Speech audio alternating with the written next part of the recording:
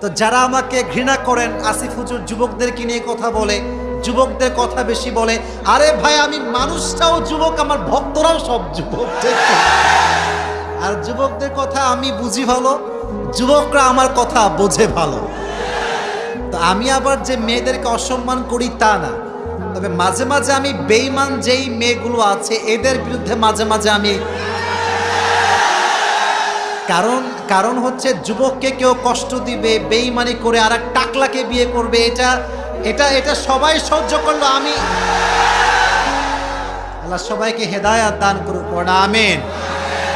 আজকে আমাদের এই সংক্ষিপ্ত কোরআনের মাহফিলে একজন মহিয়সী জান্নাতি নারীর জীবন নিয়ে আমরা কথা বলবো, যার নাম কি? শুনি নাই, জোরে বলার নাম কি? আয়েশা রাদিয়াল্লাহু তাআলা আনহা। অনেকে বলবেন যে হুজুর, একজন জান্নাতি নারীর জীবন থেকে আমরা পুরুষরা কি শিক্ষা গ্রহণ করতে পারি?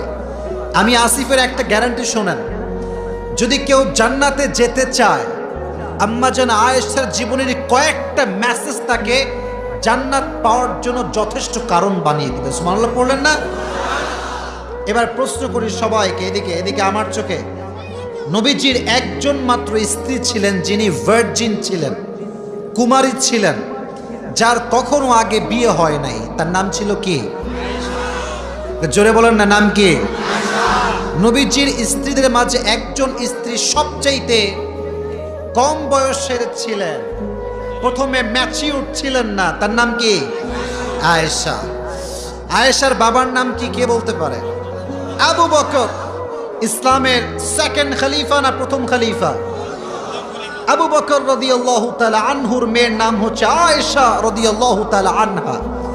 আসেন আয়েশার জীবনী থেকে আমরা কিছু মেসেজ নেই এবং আমাদের লাইফটাকে অ্যানালাইজ করার ট্রাই করি, আলোকিত করবার চেষ্টা করি। আর একটা কারণ হচ্ছে আমি এই ওয়াজটা এই জন্য আজকে সিলেক্ট করেছি কথা বলার জন্য গাড়িতে আসার সময়। এর কারণ হচ্ছে যুবক ভাইরা আমার কথা ঠিক হলে ঠিক বলবা, নয় চুপ থাকবে, আমি আগে বলে ফেলি কথাটা হচ্ছে এইরকম। আমি পুরো অবজারভেশন করে দেখেছি এই বাংলাদেশে যত যুবকের জীবন নষ্ট হয়েছে তার পেছনে সবচাইতে বড় কারণ হচ্ছে একজন নষ্ট মেয়ে। একজন নষ্ট মেয়ের পাল্লায় পড়ে হাজার হাজার যুবকের জীবন নষ্ট হয়ে যায়, ঠিক আছে না? তো আমি এটা মনে প্রাণে বিশ্বাস করি, যদি খাদিজার জীবনী থেকে, ফাতেমার জীবনী থেকে, আয়েশার জীবনী থেকে মেয়েরা শিক্ষা গ্রহণ করে, মেয়েদের চরিত্র ঠিক হবে। আর মেয়েদের চরিত্র ঠিক হলে যুবকের চরিত্র অটোমেটিক্যালি ঠিক হয়ে যাবে। তা আমার বোন যারা আমাকে শুনছেন, আই রিয়েলি